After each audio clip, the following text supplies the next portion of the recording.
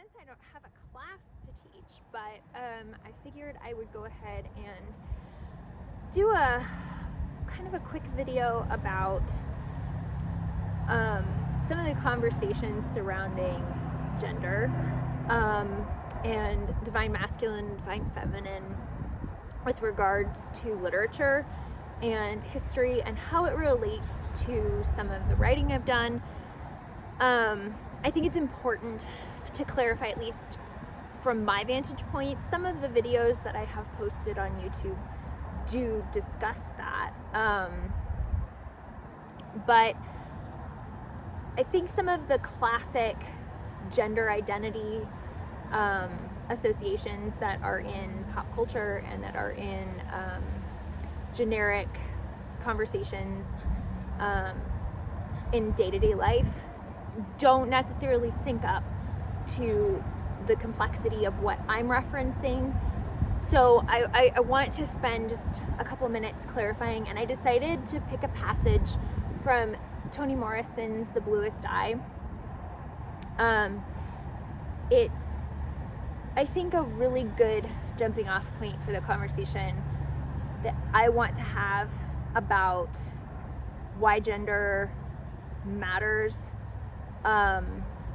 and that why the word gender has become so politically charged and pulls away a little bit from the conversation of what the true duality of purpose of masculine and feminine is within the self. And so those are different conversations. So anyway, so I'm going to read it's about 2.5 pages. This is a little bit graphic, just as a disclaimer, but I think it goes along with not only the importance of being capable of being real with the conversations that we're having right now surrounding gender and surrounding sexuality, and making that paradigm shift from a patriarchal model that is a more inclusive model of balance between masculine and feminine. So, off we go. They never seem to have boyfriends, but they always marry. Certain men watch them without seeming to, and know that if such a girl is in his house, he will sleep on sheets boiled white, hung out to dry on juniper bushes, and pressed flat with heavy iron. There will be pretty paper flowers decorating the picture of his mother, a large Bible in the front room. They feel secure. They know their work clothes will be mended, washed, and ironed on Monday, and that their Sunday shirts will billow on hangers on the front door jamb, stiffly starched in white. They look at her hands and know that she will do what she will do with the biscuit dough. They smell the coffee and the fried ham, see the white smoky grits with a dollop of butter on top. Her hips assure them that she will bear children easily and painlessly, and they are right.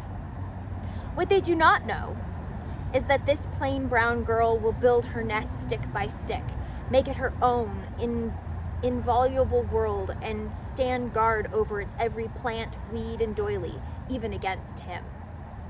In silence, she will return the lamp to where she put it in the first place, remove the dishes from the table as soon as the last bite is taken, wipe the doorknob after a greasy hand has touched it. A sidelong look will be enough to tell him to smoke on the back porch. Children will see instantly that they cannot come into her yard, not retrieve a ball. But what the men do not know these things,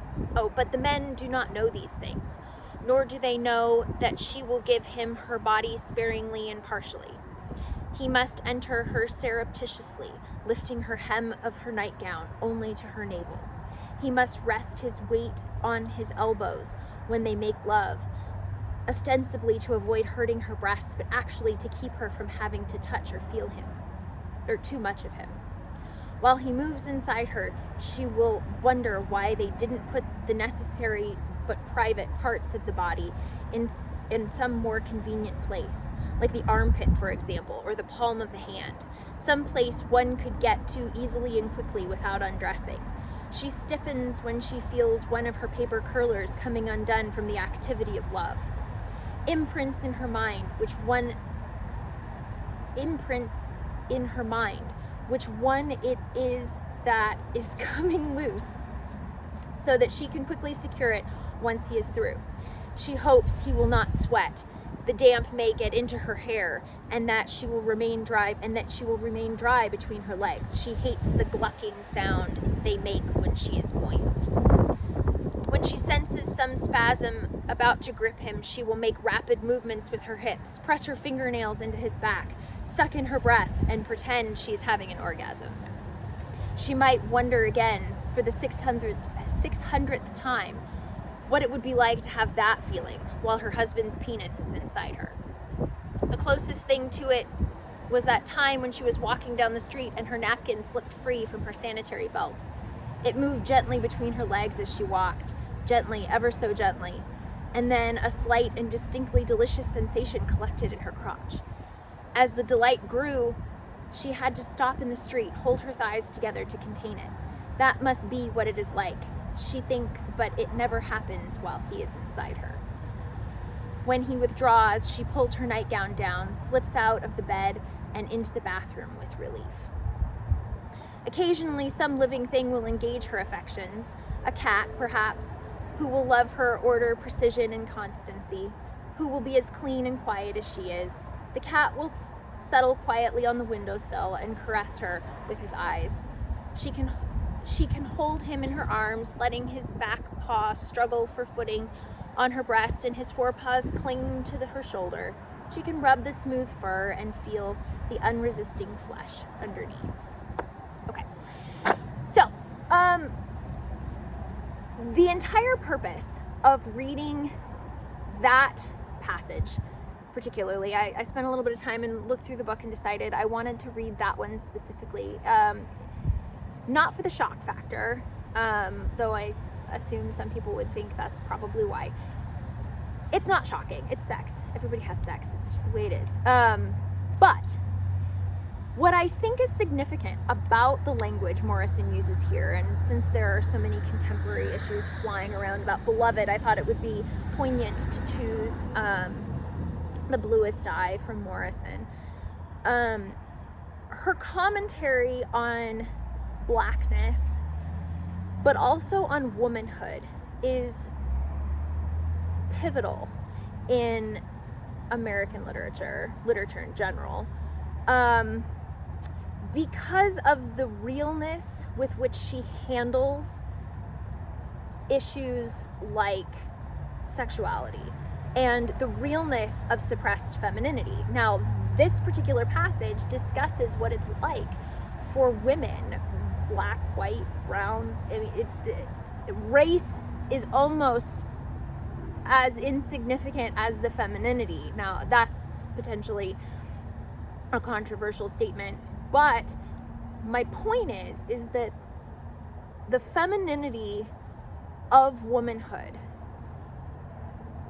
being viewed through the masculine lens is part of the problem with gender identity, because when we view the feminine and what it means to be feminine only through the masculine gaze and what is acceptable in a patriarchal masculine structure, we lose sight of what true femininity is and what it means to own the feminine. Now, the other part that's a problem is when we look at male and female as masculine and feminine. That is not what masculine and feminine is. And technically, when we're talking about constructs and archetypes, masculine and feminine have nothing to do with gender. They are constructs, they are archetypes, they are formations of halves of identity. And so we all have a masculine element and a feminine element. Some of us are more dominant masculine, some of us are more dominant feminine. But the trick is to find the balance within so that you are capable of having a healthy access to a masculine type energy and a healthy access to a feminine type energy. And this is where the yin yang idea of duality plus the essence of the other within the dual is that's the concept of duality. It is the within of the within. So, bird. Okay. So what I think the point is, when we look at the parables that I wrote earlier this fall, as late summer, early fall, the reason I carefully chose to put the masculine in the girl figure and the feminine in the boy figure and use non-gendered pronouns was to make the point that when we assign norms through a patriarchal lens, that's the key, through a patriarchal lens to boy and girl and to masculine and feminine, we break down the balance and the potential of balance within the self. And so a girl who happens to have very masculine type qualities, what you would consider a bold, aggressive, forthright type of personality, in a female body, that tends to be, from a patriarchal perspective, unfeminine. And the reverse is true as well with boys. Sensitive boys who are much more in touch with an intuitive, sensitive side are also, in a way, victimized. I guess I don't like that word because it tends to have a little bit of a negative connotation, but sort of victimized by the construct of a patriarchal lens. That's not to say that everyone within the patriarchal structure looks at it that way. But societal conditioning forces us into the box of thinking about gender in that way. So I think the point of the parables really has to do with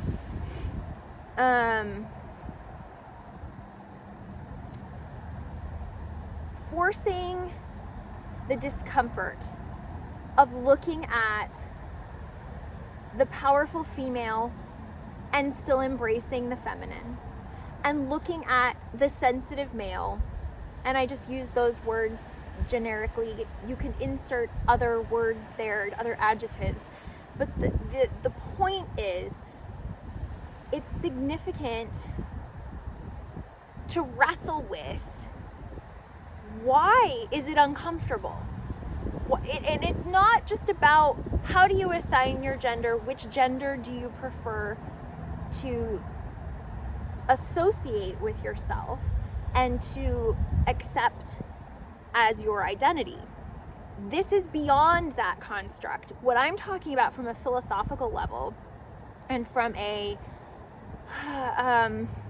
again, like an archetypal level, I am looking at, why do we as a society need to address our comfort within the self for finding the balance in our own personalities and being okay with what a patriarchal lens may or may not assign to our sexual identity. So as a woman, as a female, I tend to have much more masculine qualities in my presentation of my personality. That's just who I am. And it tends to not be accepted in a patriarchal structure as readily as if I were a more submissive female presentation, I guess. My pronouns are she, her. But again, my personality tends to be more of a masculine dominant type personality. And I think the reason the parables evolved the way they did was because I took a child concept, a child archetype, and decided that that innocent structure would be less arguable than an adult conversation. So those types of personalities would be less, there would be less conflict over looking at a child personality through an innocence lens. And so I thought that by taking two children, making them friends, putting them in a very limited descriptive setting, and instead looking at the word, so whether it was work or imagination or whatever the topic, I guess, that was the argument for the parable, by putting them into a situation where their gender association, their masculine and feminine qualities, and the circumstances around them were limited, and all that mattered was the process and how they got through the process, and that the process of work or the process of grief was the focus and not their identity.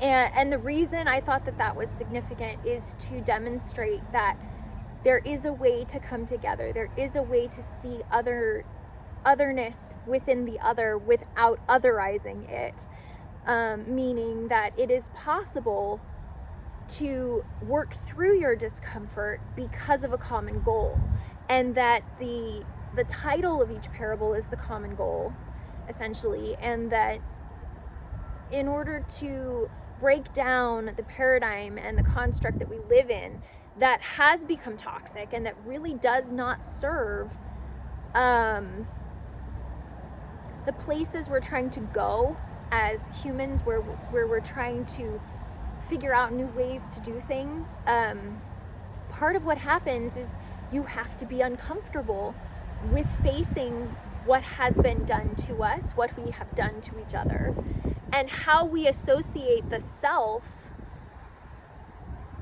with what has unfolded throughout history. I mean, part of accessing memory is to go through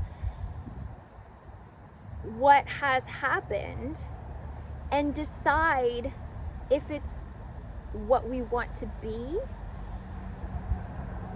And if we don't fully access that memory, if we don't look at the discomfort, and without necessarily owning it. I mean, I don't know that we have to own all of our pain for every single thing that has happened to us and everyone that we've ever been related to throughout the passage of time. What I think we have to do, though, is we really have to seek within the truth about what matters to how we are fashioned.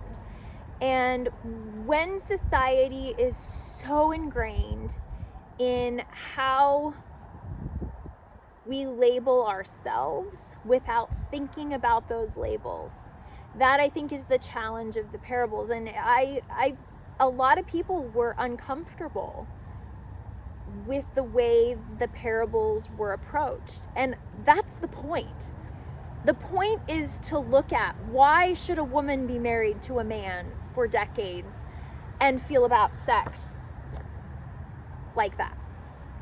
Why should that be okay? Why should it be okay for the man to approach it that way? Why should it be okay for the woman to experience it that way? And why don't we look at that as masculine and feminine versus male and female? And that, I think, is the essential point here, is that without a balance of the feminine within the masculine, and also vice versa, are we capable of seeing how unbalanced that type of relationship is? And the answer is no, we're not. And so if you're not willing to accept the duality within the self, you cannot fully address the lack of reciprocity that exists in those types of relationships. And then you cannot have equal partnerships. It's just not possible. So, partnerships, male, female, masculine, feminine, female, female, male, male, none of that actually is the point of the conversation about archetypal gender. The point is the balance of being able to recognize within yourself and within others a balance of duality, and whether it's a healthy balance. Are you accessing your femininity in the social construct way, or are you accessing your femininity through the archetypal way? And so this is a lot of what I have discussed in previous videos, with other lectures, with literature that I've done, and some of the poems and some of the writing that I've also posted. I'm considering doing a little bit more about it and thinking about actually doing a different type of writing. Haven't figured it out yet. But I think it's an important distinction to make, that archetypal gender conversations are not the same as societal construct gender conversations. So I think I'll leave it there. It's a little bit rambling, but regardless, thank you for listening, and probably we'll see you again at some point with something else. If nothing else, I will see you in the writing world. Okay.